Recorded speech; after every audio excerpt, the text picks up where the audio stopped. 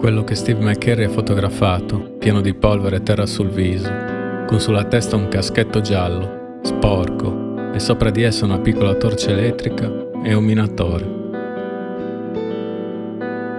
Quello che Steve McCurry ha fotografato, con una casacca blu come il mare profondo e gli occhi decisamente marroni, del colore della terra dalla quale riemerge, è un minatore. Quello che Steve McCurry ha fotografato, che tra le dita sudice di fatica, appena fuori dalla miniera dove ha respirato pirite, tiene stretta sulle labbra una sigaretta, è un minatore. Quello che Steve McCurry ha fotografato, mentre lo scatto ferma una nuvola di fumo che invece, in tutto il suo dinamismo, sembra voler scappare, è un minatore. Quello che Steve McCurry ha fotografato, ne sono sicuro, è un minatore, come lo era mio nonno. Chissà se anche lui si chiama Vincenzo, chissà cos'altro hanno in comune, chissà quali differenze.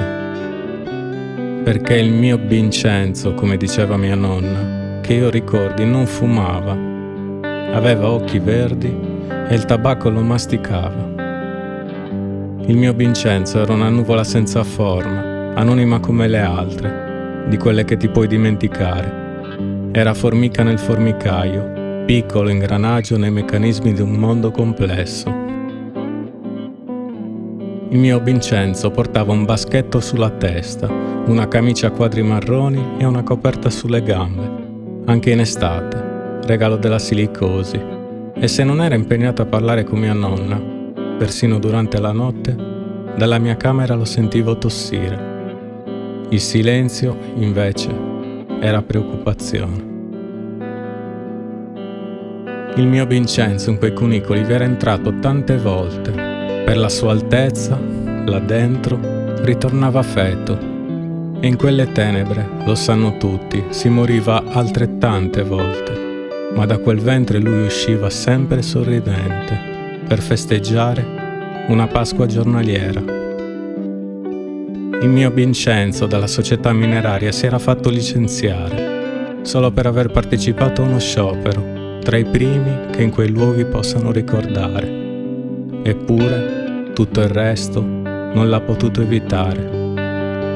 Il mio Vincenzo era estremamente rosso e quando suo figlio è morto ha accolto il prete in casa, gli ha offerto delle carrube, è stato ad ascoltare, ha estratto dalla bocca qualche parola in siciliano stretto, ma non ha mai ricambiato la visita.